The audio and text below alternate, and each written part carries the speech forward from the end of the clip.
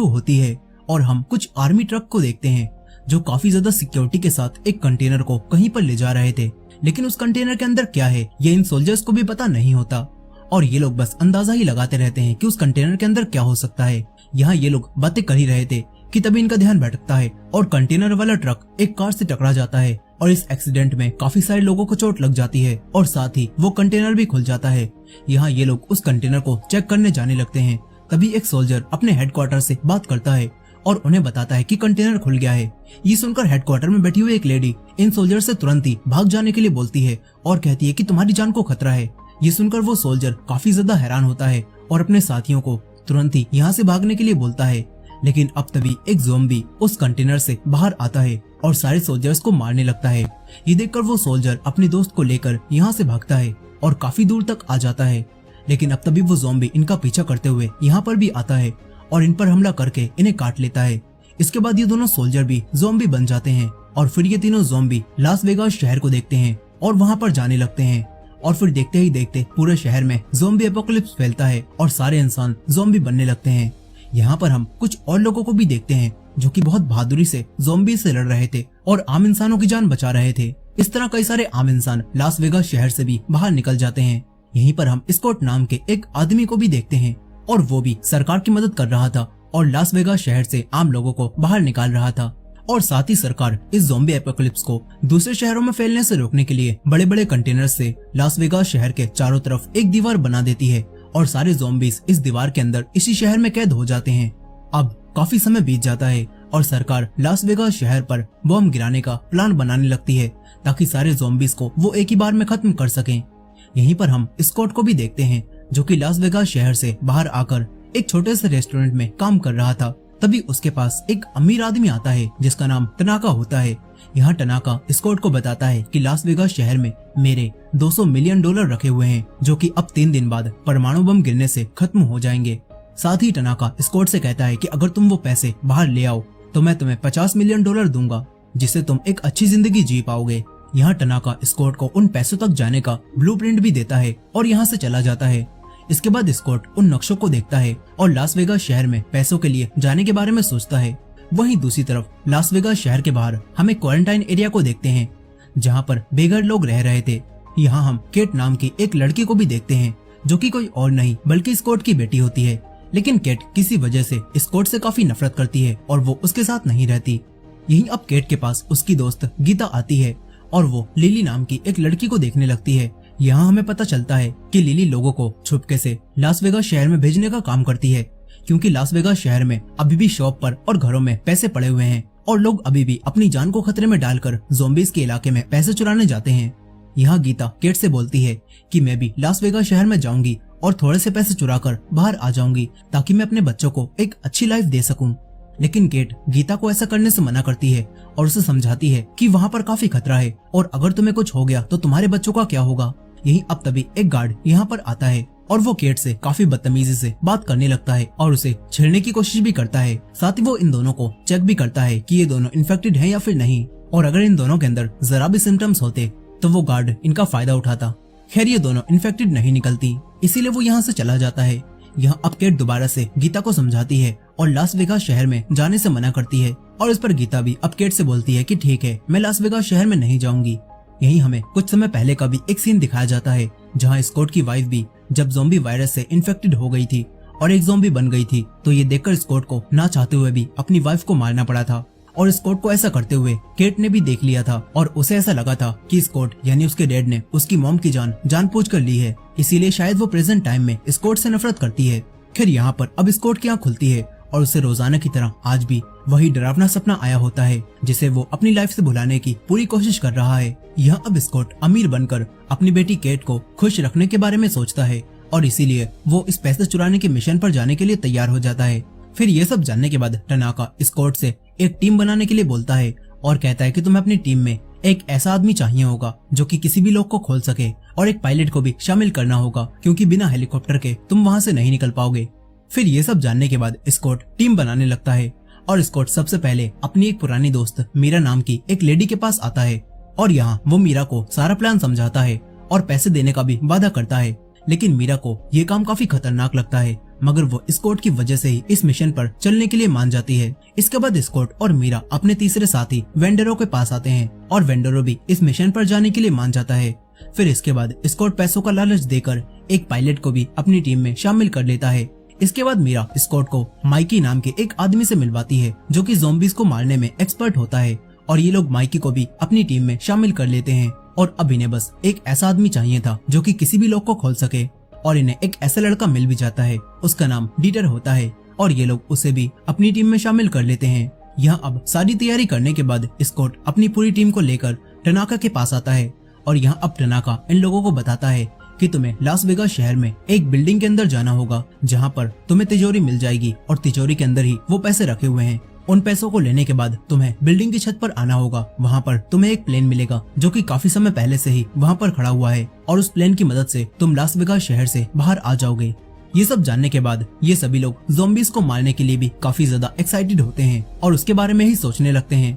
यहाँ अब टनाका इन्हें पूरा प्लान समझा देता है और इन्हें ये भी बता देता है कि तिजोरी के पास काफी सारे खतरे हैं जिन्हें पार करके ही तुम तिजोरी को खोल पाओगे। और ये सब जानने के बाद माइकी का एक दोस्त मिशन पर जाने से डर जाता है और वो वापस चला जाता है, लेकिन माइकी की दूसरी दोस्त नहीं डरती और वो इन लोगों के साथ जाने के लिए मान जाती है। यही टनाका भी अपने एक आदमी मार्टिन को इन लोगों के साथ मिशन पर भेजता है ताकि मार्टिन इनकी मदद कर सके। अब इसके बाद स्कॉट अपनी बेटी केट से मिलता है और उसे मिशन पर जाने वाली सारी बात समझाता है और कहता है कि अगर तुम आज मेरी इस काम में मदद कर दो, यानी कि अगर तुम मुझे लिली से मिलवा दो जो कि हमें अंदर भेज सकती है, तो मैं तुम्हें वापस आकर काफी सारे पैसे दूंगा जिससे तुम गरीब लोगों की मदद कर पाओगी। ये सब सुनकर केट स्कॉट की मदद करने के लिए उसे लिली की मदद से क्वारंटाइन रास्ते से लास वेगास शहर में भेजने के लिए मान जाती है। यही रात के समय गीता केट को कुछ भी बताए बिना ही अपने कुछ दोस्तों के साथ लिली के पास आती है और उसकी मदद लेकर लास वेगास में चली जाती है। इसके बाद अगले दिन केट सभी लोगों को चुपके से एक बस में बिठाकर क्वारंटाइन जोन में ले जाने लगती है, और इसी दौरान मार्टिन माइकी के एक दोस्त को छेड़ता है, लेकिन माइकी की दोस्त तो मार्टिन की ही उल्टी बेइज्जती कर देती है। इसके बाद अब केट सभी लोगों को लेकर लिली के पास आ जाती है और उन्हें लास वेगास भेजने के लिए कहती है। तभी केट गीता के बच्चों को रोता हुआ देखती है और उसे ये बात पता चल जाती है कि गीता लिली की मदद से शहर में अंदर चली गई है, और ये बात जानकर केट को काफी गुस्सा आता है और केट गीता को भेजने के लिए लिली को मारने लगती है और उसे बोलती है कि तुमने गीता के बच्चों की बिल्कुल भी फिक्र नहीं की और उसे अंदर भेज दिया, आखिर तुमने ऐसा क्यों किया। यहाँ गीता के बच्चों के बारे में सुनकर लिली को काफी बुरा लगता है क्योंकि लिली को ये बात नहीं पता थी कि गीता के बच्चे भी हैं, और ये बात जानकर केट लिली से पूछती है कि क्या गीता अभी भी वहाँ पर जिंदा होगी। इस पर लिली केट से कहती है कि मुझे इस बारे में तो कुछ भी नहीं पता। ये बात सुनकर अब केट भी स्कॉट के साथ अंदर चलने के लिए बोलने लगती है, लेकिन स्कॉट अपनी बेटी को अपने साथ चलने से मना करता है क्योंकि अंदर खतरा था। लेकिन केट कहती है कि अगर आप मुझे अपने साथ नहीं ले जाओगे तो आपके जाने के बाद मैं अकेले ही अंदर आ जाऊंगी। ये सुनकर स्कॉट केट को अपने साथ ले जाने के लिए मान जाता है, लेकिन वो केट को अपने साथ ही रहने के लिए बोलता है। यहाँ ये सभी लोग अंदर शहर में जाने ही वाले थे कि तभी लिली को वही गार्ड दिखाई देता है जो कि हर एक लड़की पर लाइन मारता रहता है और किसी की भी रिस्पेक्ट नहीं करता। यहाँ अब लिली उस गार्ड को भी अपने साथ अंदर जाने के लिए बोलती है और वो गार्ड भी पैसों के लालच में आकर इनके साथ जाने के लिए तैयार हो जाता है। इसके बाद लिली एक कंटेनर को खोलती है और इन सभी को शहर में ले आती है। यहाँ आते ही इन सभी लोगों को काफी सारे मरे हुए ज़ॉम्बीज़ दिखाई देते हैं जो कि धूप की रोशनी में ज्यादा रहने की वजह से मर गए थे। अब यहाँ ये सभी लोग आगे बढ़ने लगते हैं, लेकिन तभी इनके सामने एक टाइगर आता है और वो भी ज़ॉम्बी बन चुका था। उसे देखकर सभी लोग छुप जाते हैं।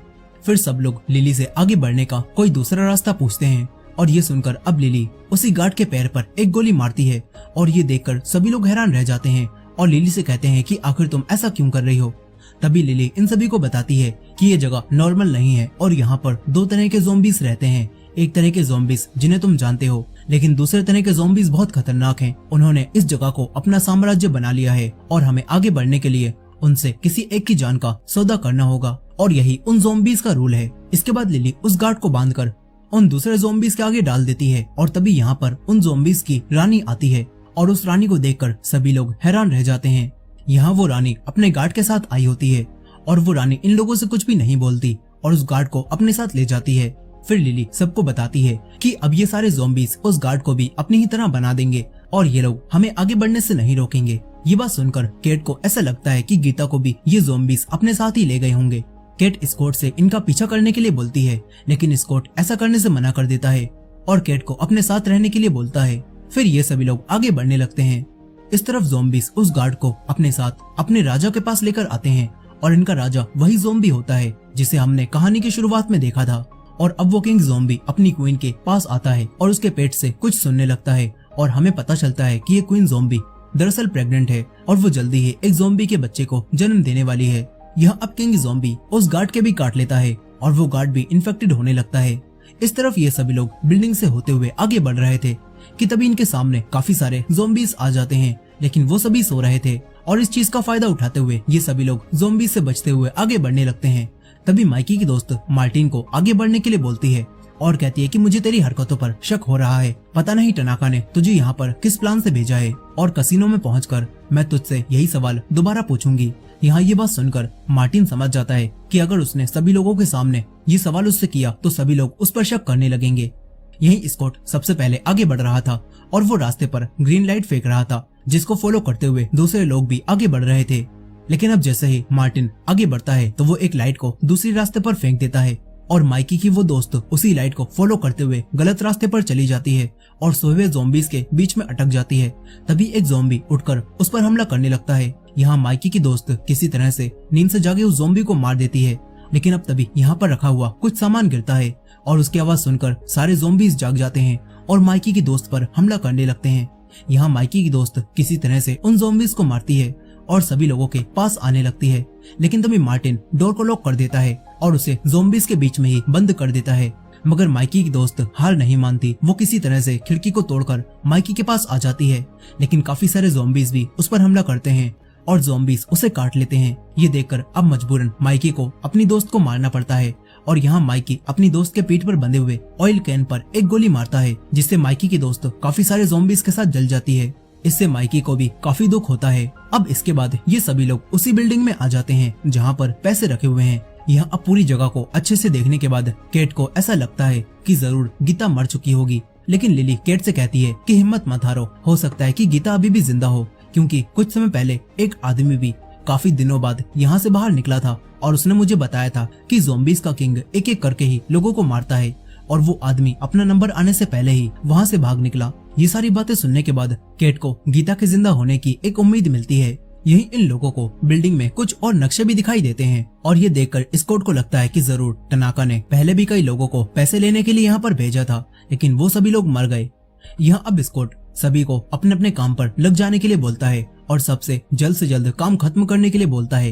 यही अब पायलट भी बिल्डिंग की छत पर आकर यहाँ पर रखे हुए हेलीकॉप्टर को देखती है और उसकी कंडीशन काफी ज्यादा खराब होती है, इसीलिए पायलट उसे ठीक करने लगती है। यहीं लिली और मार्टिन बिल्डिंग के बाहर ज़ॉम्बीज पर नजर रखने लगते हैं। इस तरफ स्कॉट अब काफी समय बाद अपनी बेटी केट से बात करता है और उसे समझाता है कि मुझे तुम्हारी माँ को मारना पड़ा क्योंकि वो ज़ॉम्बी बन गई थी।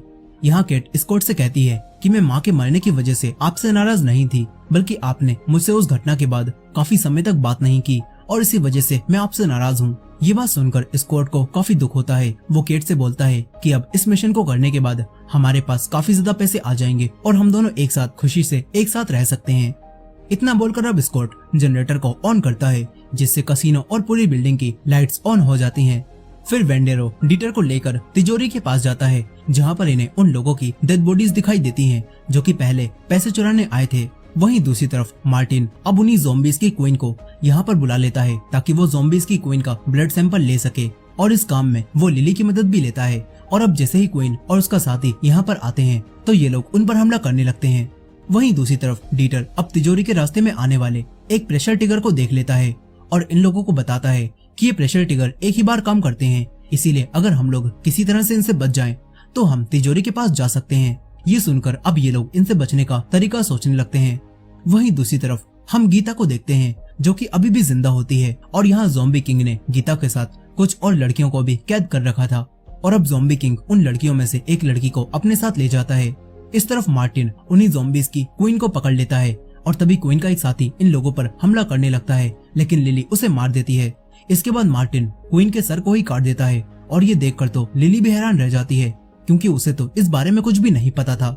यह अब मार्टिन लिली को बताता है कि मुझे टनाका ने इसी प्लान से यहाँ पर भेजा था क्योंकि मुझे क्वीन का कटा हुआ सर ही लाने के लिए कहा गया था। ये बोलकर मार्टिन क्वीन के कटे हुए सर को एक बैग में रख लेता है।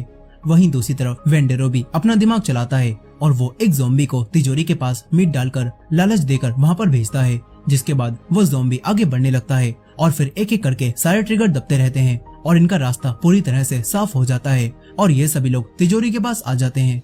वहीं दूसरी तरफ स्कॉट और बाकी सभी लोग न्यूज देख रहे थे और तभी इन्हें पता चलता है कि सरकार ने लास वेगास पर बॉम्ब गिराने का टाइम बदल दिया है और वो लोग बॉम्ब अब बस कुछ ही घंटों में गिराने वाले हैं। ये सुनकर सभी लोग हैरान रह जाते हैं। इस तरफ पायलट हेलीकॉप्टर को ठीक कर रही थी, लेकिन तभी हेलीकॉप्टर में आग लग जाती है, मगर पायलट किसी तरह से उस आग को बुझा देती है। तभी स्कॉट उसे भी बॉम्ब गिरने वाली बात बताता है और ये सुनकर वो पायलट काफी तेजी से हेलीकॉप्टर को ठीक करने लगती है। वहीं डीटर भी स्कॉट से तिजोरी खोलने के लिए 30 मिनट और मांगता है और तब तक सभी लोगों को शांत रहने के लिए बोलता है। फिर डीटर तिजोरी को खोलने लगता है। वहीं बाहर किंग ज़ॉम्बी क्वीन की बॉडी के पास आता है और क्वीन के मरने की वजह से उसे काफी गुस्सा आता है। यहीं ये सभी लोग बिल्डिंग में बने हुए कसिनो के पास जाते हैं और कसिनो के अंदर से सारे पैसों को इकट्ठा करने लगते हैं, जो कि काफी ज्यादा हो जाते हैं। यहाँ लिली कुछ पैसों को स्कॉट को अपने पास रखने के लिए दे देती है और फिर ये सभी लोग और ज्यादा पैसे इकट्ठा करने के लिए तिजोरी का खुलने का बेसब्री से इंतजार करने लगते हैं। तभी डीटर तिजोरी को खोल देता है और ये सभी लोग खुश होकर तिजोरी को ही देखने लगते हैं। तभी लिली मौके का फायदा उठाकर मार्टिन के उसी बैग को अपने बैग से बदल लेती है जिसमें क्वीन का सर रखा हुआ था। फिर ये सभी लोग तिजोरी को खोलते हैं जिसके अंदर काफी ज्यादा पैसे थे और ये देखकर सभी लोग हैरान रह जाते हैं। ये सभी लोग जल्दी जल्दी पैसों को इकट्ठा करने लगते हैं। वहीं दूसरी तरफ किंग ज़ॉम्बी क्वीन की बॉडी को लेकर बाकी सभी के पास आता है और किंग ज़ॉम्बी क्वीन के पेट में से अपने बच्चे को बाहर निकालता है जो कि अब मर चुका था। और ये देखकर किंग ज़ॉम्बी और बाकी सारे ज़ॉम्बीज को गुस्सा आने लगता है और वो लोग चीखने लगते हैं। इस तरफ बिल्डिंग में मारिया अब स्कॉट को बताती है कि मैं यहाँ पैसों के लिए नहीं आई हूँ, बल्कि मैं तो यहाँ तुम्हारे लिए आई थी। यहाँ मारिया की बातों से हमें पता चल जाता है कि वो स्कॉट से प्यार करती है और यहाँ स्कॉट भी ये बात समझ जाता है। लेकिन तभी स्कॉट को अपनी बेटी केट याद आती है और वो देखता है कि केट कहीं भी आसपास नहीं दिख रही। वो केट को ढूंढने लगता है लेकिन उसे केट यहाँ कहीं भी नहीं मिलती। वहीं किंग ज़ॉम्बी अपनी पूरी ज़ॉम्बी की सेना के साथ इन पर हमला करने आने लगता है और केट भी किसी तरह से उन ज़ॉम्बी से छुपती हुई गीता को बचाने के लिए ज़ॉम्बीज के इलाके में जा रही थी। इस तरफ स्कॉट अब केट को ढूंढने के लिए उसके पास आने लगता है, लेकिन जैसे ही वो लिफ्ट को खोलता है तो तभी काफी सारे ज़ॉम्बीज इन पर हमला करने लगते हैं और एक ज़ॉम्बी मारिया की गर्दन को तोड़कर उसे मार देता है। ये देखकर स्कॉट को काफी गुस्सा आता है और स्कॉट इन ज़ॉम्बीज को बुरी तरह से मारने लगता है।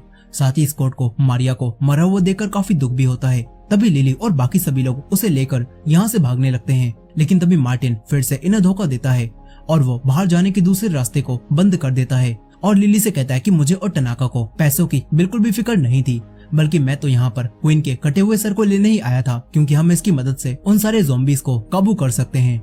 इतना बोलकर मार्टिन यहाँ से भाग जाता है। वहीं दूसरी तरफ वेंडेरो और डीटर पर भी अब काफी सारे ज़ॉम्बीज हमला करते हैं और ये दोनों उन्हें मारते हुए तिजोरी में छुपने जाने लगते हैं। लेकिन तभी किंग ज़ॉम्बी यहाँ पर आ जाता है और वो वेंडेरो को काफी बुरा पीटने लगता है। यहाँ किंग ज़ॉम्बी वेंडेरो को जान से मारने वाला था, लेकिन तभी डीटर किंग पर हमला करता है और वेंडेरो को किसी तरह से तिजोरी में भेजता है और तिजोरी को बंद कर देता है। मगर इस सब में डीटर बाहर ही रह जाता है और किंग डीटर को मार देता है। वहीं लिली भी किसी तरह से एक दीवार को तोड़ती है और ये लोग यहाँ से भागने लगते हैं। इस तरफ मार्टिन बाहर आने के बाद एक बार फिर से बैग में क्वीन के सर को चेक करता है, लेकिन उसे इसमें क्वीन का सर नहीं मिलता, बल्कि इसमें तो पैसे काउंट करने वाली मशीन रखी हुई थी। और माइकी और लिली ये तीनों कसिनो के रास्ते से होते हुए बिल्डिंग की छत पर जाने लगते हैं, लेकिन तभी काफी सारे ज़ॉम्बीज इन पर हमला करने आते हैं। मगर यहाँ स्कॉट और बाकी दोनों उन ज़ॉम्बीज से फाइट करते करते ही आगे बढ़ते हैं। मगर अब कुछ ज़ॉम्बीज माइकी को भी काट लेते हैं और उसे इन्फेक्टेड कर देते हैं और ये देखकर अब माइकी अपने पास मौजूद सारे बॉम्ब्स को ब्लास्ट करता है और अपने साथ कई सारे ज़ॉम्बीज को भी लेकर मर जाता है। वहीं दूसरी तरफ केट भी गीता को ढूंढ रही होती है, लेकिन गीता उसे कहीं भी नहीं मिलती और तभी वही गार्ड जो कि अब ज़ॉम्बी बन चुका था वो केट को देख लेता है और वो केट को मारने आने लगता है।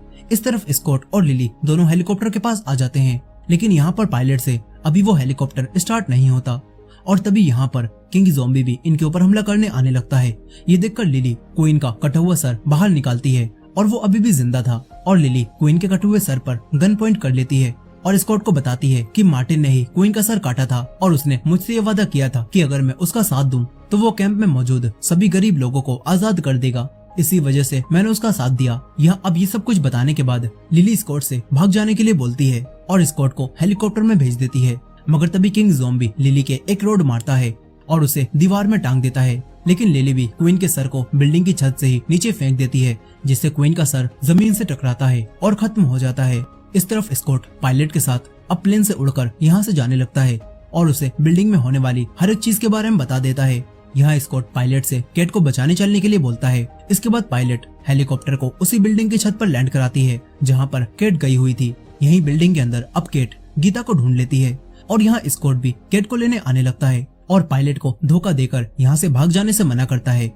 यही केट गीता और एक दूसरी लड़की को लेकर बाहर निकल रही होती है, लेकिन तभी वही ज़ॉम्बी बना हुआ गार्ड इन पर हमला करता है और एक लड़की के काट लेता है। तभी केट उस पर गोली चलाती है और गोलियों की आवाज स्कॉट को भी सुनाई देती है और वो केट के पास आने लगता है। यही किंग ज़ॉम्बी भी केट और गीता को देखता है और इनका पीछा करने लगता है।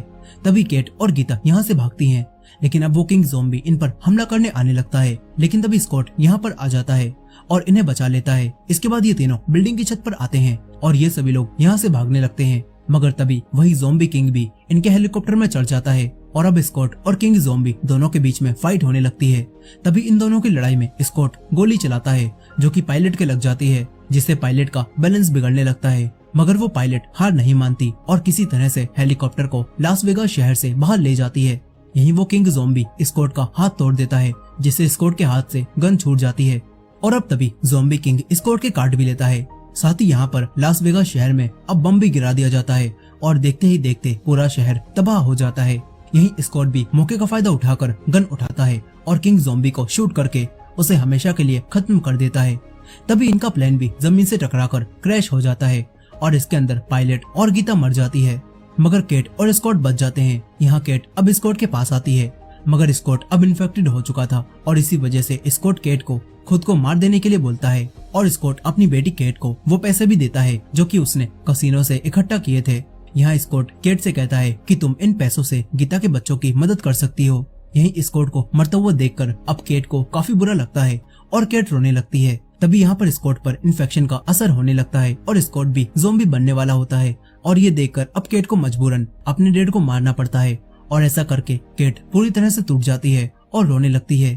तभी यहाँ पर एक रेस्क्यू टीम भी आती है जो कि केट को यहाँ पर बचाने आई थी।